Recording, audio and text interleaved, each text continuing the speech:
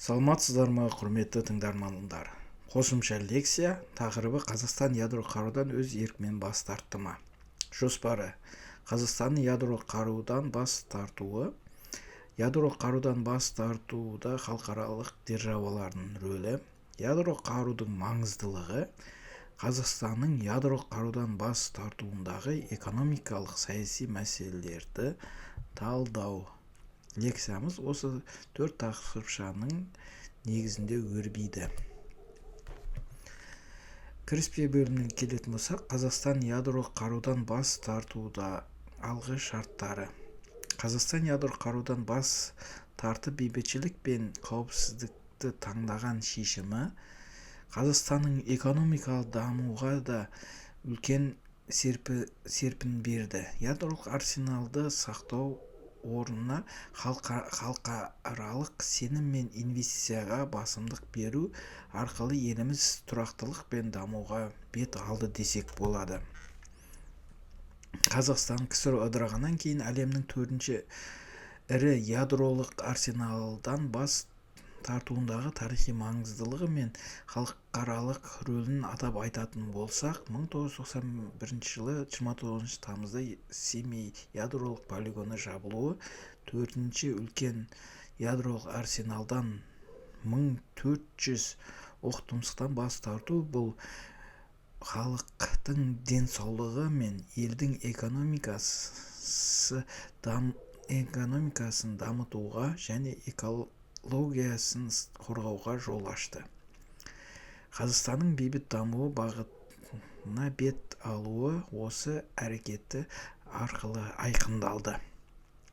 Қазақстанның ұстанымы осы. Қазақстанның халықаралық аренадағы рөлін артуына Қазақстан ядролық қару таратпау туралы шартқа қосылуы, ядролық қарусыздандыру әлемдік үлгісіне айналып, бұл Бірлескен ұлттар ұйымы мен МАГАТЭ тарапынан жоғары бағаланды. 1991 жылы 29 тамызда Семей ядролық полигоны жабылды. 1993 жылы ядролық қаруды таратпау туралы шартқа қосылды. 1994 жылы Будапешт меморандумға қол қоюы, бұл қауіпсіздік кепілдіктерінің бірі. 1995 жылы ядро қару толық шығарылды. 2006 жылы Орталық Азияны ядролық қарудан азат аймақ Семей келісімі қаруға бастама және қол қойылды. Бірлескен ұлттар ұйымы ядролық сынақтарға қарсы халықаралық күнді 29 Семей, яғни Семей полигоны жабылған күнмен пар-пар етіп бекітуге бастама көтеріліп, 2010 жылдан бастап атап өтіледі. Ядролық қаруға тыйым салу туралы шартты алғашқылардың бірі болып Қазақстан ратификациялағаны бәрімізге белгілі. Ядролық қарудан бас тарту шешімі ақш пен Ресей тарапынан қандай қысым болды? Америка тарапынан тікелей әскери қысым емес, бірақ жанама түрде қысымдар болды. ақш тарапынан ядролық қарудан сақтамауға дипломатиялық және саяси қысым болды. Қазақстан мен Украина қаржылай көмек, технологиялық қолдау, халықаралық мойындау уәде етілді Америка тарапынан. Ал Ресей тарапынан қысым күштірек және тікелей болды. Ядролық қару КСР-ның мұрасы, сондықтан Ресейге тиесілі деп есептеді. Экономика тетіктері қолданды, газ бағасы, қарыз мәселелері тағы басқа мәселелер алға тартып, ядролық қару Ресейге қайтаруды талап етті. Бұл жерде халықаралық келісімдер арқылы бас тарту жүзеге асты. Дегенмен Қазақстан мен Украина ядролық қаруға толыққанды технологиялық бақылау жасай алмады. Себебі ұшыру тетіктері мен басқару жүйесі бәрібір Ресейде болды. Енді лекциямыздың талқылау ортасына келдік. Ядролық қару бар елдерді атап өтетін болсақ, Ресей ядролық ресми ядролық мемлекеттер: ақш, ресей, ұлыбритания, франция, қытай. Ресми емес ядролық мемлекеттер: Үндістан, Пакистан, Израиль, Солтүстік Корея қосқанда әлемде 9 ел қаруы бар елдер тізіміне енеді. Ядро қару бола тұрса да, соғыста немесе саяси мақсатқа жолында жеңіліске ұшыраған мемлекеттер. Бұларды атап өтетін болсақ, ядро қару бола тұра ақш Вьетнам соғысында 1955-75 жылы 10 жылға соғысқан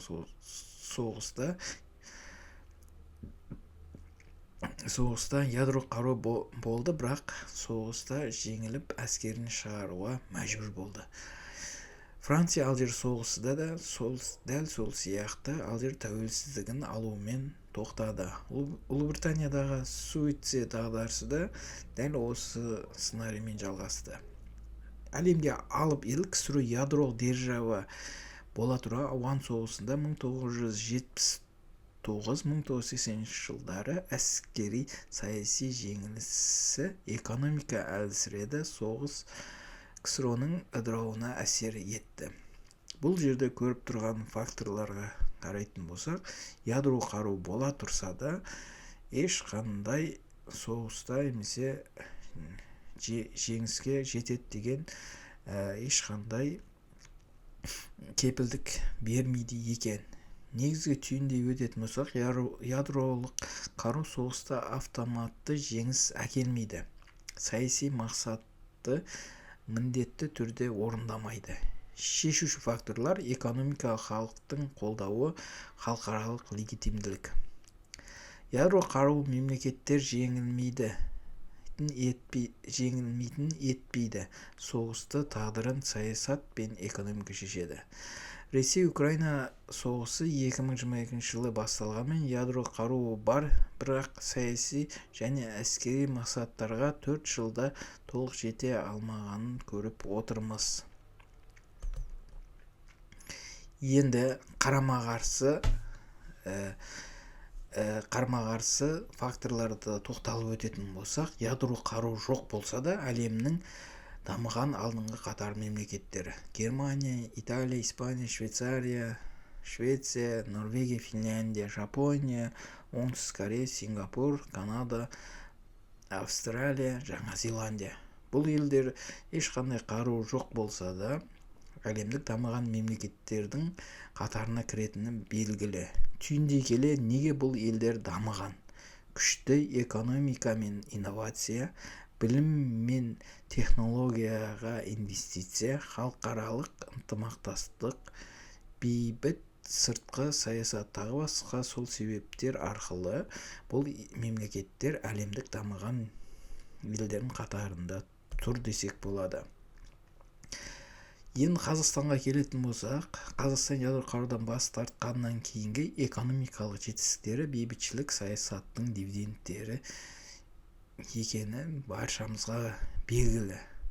1991 жылы Семей полигоны жабылуы Қазақстанға алғашқы инвестициялар келе бастады. ақш 20 миллион көмегін берді.